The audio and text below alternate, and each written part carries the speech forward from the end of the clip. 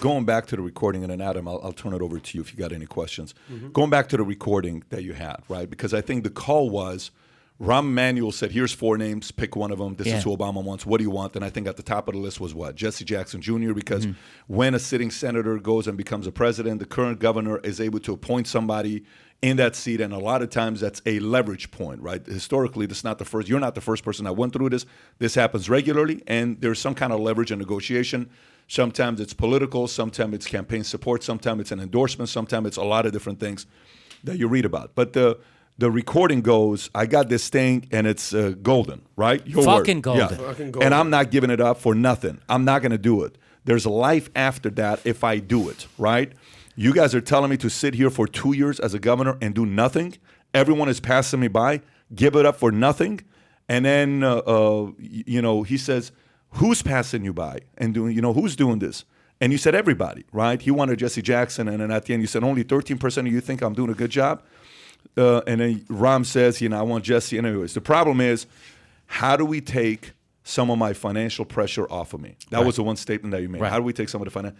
And what's funny is, even though they have that in recording, out of the 24 counts, they didn't hold you. You were not found guilty for that statement. Right. So it was for a complete different count, something that happened in a past donation they were talking about earlier, right? Fundraising stuff. Fundraising stuff that happened. So while you're in this moment and going through this, and you hear that the recording is public, and it's Michael Casey, I think, that approved it. I think Michael U. Casey, I don't know exactly what his name was. That's right. He was the assistant attorney general. He was the attorney general. He at the was time. the one that approved recording you and wiretapping you to listen to this. With no probable cause, by the way. With no probable cause, which, by the way, this goes back to some of the things when I talked to Rudy Giuliani. Rudy Giuliani said this whole thing with RICO, we changed it because that professor from Rutgers University, I don't know what university it was, that he said, here's how we can get the mob. Let's just change the laws on RICO, and they changed it, and we know what happens with that. They were able to get the mob to go away. So while you heard yourself, when the recording came public, and you heard it, what was your initial reaction? Ouch. Are you kidding me? I cringed when I heard, especially the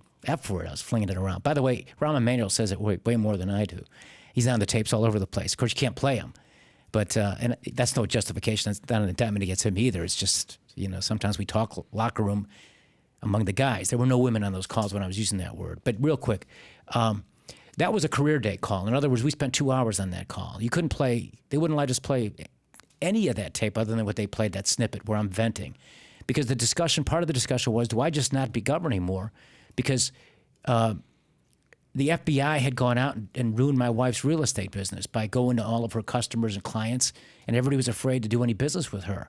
So we were actually facing some difficult financial circumstances, and the discussion was, do I just no longer stay as governor, or do I stay as governor for 2 years, or should I make myself a U.S. senator? And how would that work for our family? Unlikely I would ever do anything like that, but that's brainstorming, and you're supposed to be able to talk freely and honestly in conversations. They're not crimes unless you actually do something that's actually criminal. None of those things were. You could legally make yourself a senator. I was unlikely to do it. But these were discussions that we had for 2 hours on that particular call.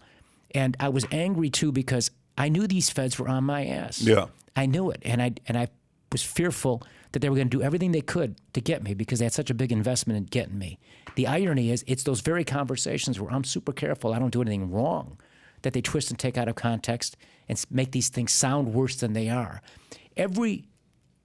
I, on average, talk to my lawyer 3 times a day during that period of time. We could never introduce that into evidence because I ask him, can I do this? Can I do that?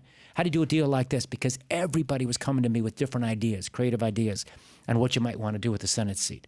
Like Oprah Winfrey, we discussed her for 2 days on whether I should appoint her senator. She wouldn't take it, but we discussed that realistically. I even did something really stupid. You want to hear this? Which they played at the first trial.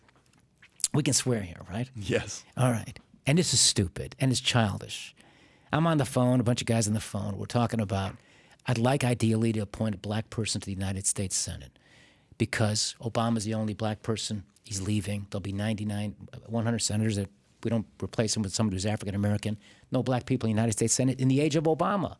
So I would like one ideally, but I don't want the usual old people in politics and, some people, they have their own agenda. I'm asking my chief of staff to find me a black person with a strong military background, somebody like that who's not known. Let's keep thinking creatively and think outside the box. So then I do this stupid thing.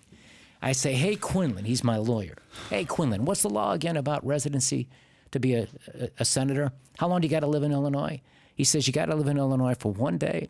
You got to be 30 years old, and it's okay if you're a naturalized citizen. So then I say, hey, why doesn't somebody reach out to Halle Berry in Hollywood, have her move to Illinois for 1 day? I'll make her a senator. Maybe I could fuck her. You say this. I say this. Of course, I'm not doing any of this. This is just childish, ridiculous locker room talk with a bunch of guys. So there I am at the first trial, okay? And boy, that's a bad place to be. And they're playing these tapes, okay? Yeah. And you got this big notebook in front of you, and you can leaf ahead and see what they're going to play next, what they're going to play next. I don't remember half of this stuff, okay? So I'm looking ahead. It's about 11:40 in the morning. Generally, the judge will break for lunch at noon. Media's all over the place every day, right? My devoted, loving wife there in the front row, right by her husband, my wife, Patty. And I look ahead and and I see, here comes that. They're going to play the Halle Berry tape. It's got no relevance. It's just going to be designed to prejudice the jury against me, okay? And cause friction with my wife. That's why they're playing this thing. I see it. I look at the clock and I say, they've got a few more tapes to play. Maybe we can get to noon. At least I might be able to diffuse this a little bit if I get to lunch break before they play this and warn her that this is coming after lunch. Sure enough, we got there, okay? They didn't play it yet. I take the book, I tap her on the knee, I show her, look, they're going to play this after lunch. Just want you to know I was joking. She looks up at me, she says, what are you, 15? That was all. That's what she said. That's all. Yeah.